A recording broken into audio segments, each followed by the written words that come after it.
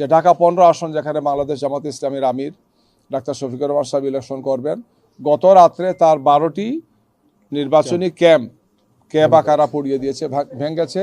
সন্ত্রাসীরা, চক্রান্তকারীরা অতীতেও পার পায় নাই, এখনো পাবে না, সামনেও তারা পার পাবে না ইনশাল্লাহ। আমরা আশা করছি যে বাংলাদেশের ইতিহাসের সবচেয়ে সুন্দর এবং উৎসবমুখর পরিবেশে নির্বাচনের যে প্রত্যাশা আমাদের সম্মানিত প্রধান উপদেষ্টা সহ দেশবাসী করছেন, সেটি কয়েক ঘন্টার পরেই আমরা দেখতে পাবো ইনশাআল্লাহ। আপনারা দেখেছেন যে গতকালকে লক্ষ লক্ষ মানুষ তাদের গ্রামের বাড়িতে যাচ্ছেন ভোট দেওয়ার জন্য। এটা বাংলাদেশের ইতিহাসে সাধারণত ঈদের সময় বা বড় কোনো এই ধরনের ছুটি হলেই সাধারণত হয়, এই ধরনের কোনো পরিবেশ আমরা সাম্প্রতিক সময় দেখিনি। স্ট্রবেরি সুপার ডটেড ও ক্লাসিক ভ্যারিয়েন্টে সেন্সেশন জাগুক শিহরণ। অর্থাৎ মানুষের প্রত্যাশাটা অনেকটা আকাশচুম্বী হয়েছে যে সবাই দল বেঁধে যাচ্ছেন স্ব এলাকায়, যাতে তারা ভোট দিতে পারেন, ভোটাধিকার প্রয়োগ করতে পারেন। যদিও তাদের এই যাওয়ার পথে বিভিন্ন বাধা প্রতিবন্ধকতা হয়েছে, কষ্ট হয়েছে তাদের। একদল অসৎ লোক তাদের কাছে বেশি ভাড়া নিয়েছেন, অভিযোগ তারা করেছেন।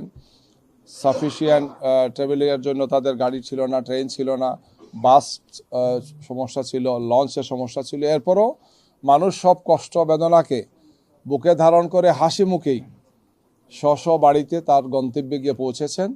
আমরা তাদের নিরাপদ যাত্রা এবং নিরাপদে পৌঁছেছে, এই জন্য আল্লাহ শুকরিয়া আদায় করছি। সম্মানিত সাংবাদিক বন্ধুগণ, আমাদেরকে এরপরে বেদনার সাথে বলতে হচ্ছে যে আমরা যে সুন্দর পরিবেশে নির্বাচন করতে চাই বলে প্রত্যাশা করছি, এক্ষেত্রে বারবার বাধা তৈরি করা হচ্ছে, বিভিন্ন ধরনের ব্যারিকেড তৈরি করা হচ্ছে। আপনারা জানেন যে গতকালকে সিলেটের মৌলভীবাজার জেলার 1 নম্বর আসনে বড়লেখা এবং জুড়িতে জামাতের নির্বাচন পরিচালনা কমিটির সভাপতি আব্দুর রহমান সহ দায়িত্বশীলরা যখন কাজ ফিরে বাসায় ফিরছিলেন, তখন সন্ত্রাসীরা হামলা করেছে। এবং দুঃখজনক হলেও সত্য যে সেখানে যিনি নেতৃত্ব দিয়েছেন তিনি একটি দলের সেই আসনের তিনি নমিনি, এবং তাদের হামলায়, তাদের আঘাতে আমাদের নেতৃবৃন্দ আহত হয়েছেন, গাড়ি ভাঙচুর করা হয়েছে এবং মারাত্মক ধরনের জখম নিয়ে তাদেরকে উন্নত চিকিৎসার জন্য স্থানীয় হাসপাতালে রাখেন, তাদেরকে সিলেটের হাসপাতালে গিয়ে তারা সেখানে ভর্তি হয়েছে। একই জেলাতে 3 নম্বর আসন, যেটা মৌলভীবাজার 3 রাজনগর সদর এবং পৌরসভা মিলে, সেই আসনে ঠিক আগের দিন এই ধরনের সন্ত্রাসী হামলা হয়েছে একই দলের পক্ষ থেকে।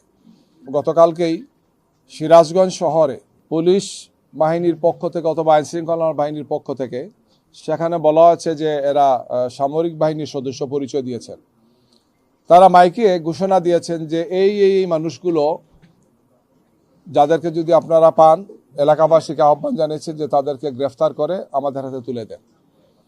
যাদের নাম বলা হয়েছে এরা সবাই এলাকার সম্মানিত ব্যক্তি এবং এরা আগামীকালকে নির্বাচনে বিভিন্ন, বিশেষ করে আমাদের দলের এজেন্টেরা, জামাত ইসলামীর বিভিন্ন পর্যায়ের দায়িত্বশীল ব্যক্তি এরা, যাদের বিরুদ্ধে কোনো মামলা নাই, যাদের বিরুদ্ধে কোনো অভিযোগ নেই।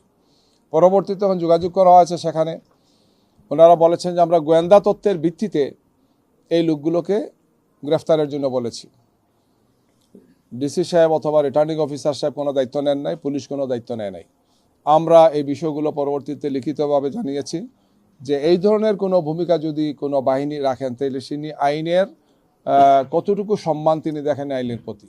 একজন লোকের উপর যদি কোনো মিথ্যা মামলা থাকে বা বাস্তবিক কোনো মামলা থাকে, সেখানে কোর্ট আছে, আদালত আছে, কিন্তু এইভাবে মাইকিং করে জনমনে একটা ভীতিকর পরিবেশ তৈরি করার জন্য কে বা কারা এই ধরনের বাহিনীগুলোকে উস্কানি দিচ্ছে, যেটি একটি সুষ্ঠু সুন্দর নির্বাচনের জন্য মারাত্মক ধরনের অন্তরায়।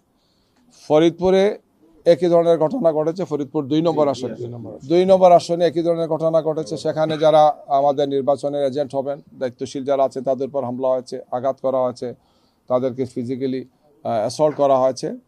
একই ঘটনা ঘটেছে নেত্রকোনা ঘটেছে, মানিকগঞ্জে ঘটেছে এবং বরিশালে ঘটেছে, পটুয়াখালীতে ঘটেছে গিয়ে। মানে একটার পর একটা ঘটনা এই ধরনের ঘটে যাচ্ছে, হামলা হচ্ছে, আঘাত করা হচ্ছে, ক্ষতিগ্রস্ত করা হচ্ছে। যে ঢাকা 15 আসন যেখানে বাংলাদেশ জামাত ইসলামীর আমির ডাক্তার শফিকুর রহমান সাহেব ইলেকশন করবেন, গত রাত্রে তার 12টি নির্বাচনী ক্যাম্প আকারা পড়িয়ে দিয়েছে, ভেঙেছে, একদম টোটালি ডেস্ট্রয় করে ফেলেছে। আমরা ইসিকে কথাগুলো বলেছি তাদেরকে যে এখন ঢাকা শহরে এবং বড় রাস্তার পাশে, এগুলো এমন না যে খুব মানে অপরিচিত জায়গাতে এই বিষয়টা, সেখানে এই ধরনের যদি নির্বাচনী ক্যাম্প ভাঙচুর হয় তাহলে আইন শৃঙ্খলা যারা দায়িত্বে আছেন তাদের আসলে কতটুকু রেসপন্সিবিলিটি এটা নিয়ে প্রশ্ন তো দেখা দেবে। আমরা তাদেরকে বলেছি এই সমস্ত বিষয় কোয়ারি করে ব্যবস্থা গ্রহণ করার জন্য, যে আমরা সব ধরনের চক্রান্ত এবং ষড়যন্ত্রের বিরুদ্ধে সোচ্চার আছি, থাকবো, জনগণকে সাথে নিয়ে আমরা সবকিছু প্রতিরোধ করবো ইনশাআল্লাহ। সন্ত্রাসীরা, চক্রান্তকারীরা অতীতেও পার পায় নাই, এখনো পাবে না, সামনেও তারা পার পাবে না ইনশাআল্লাহ।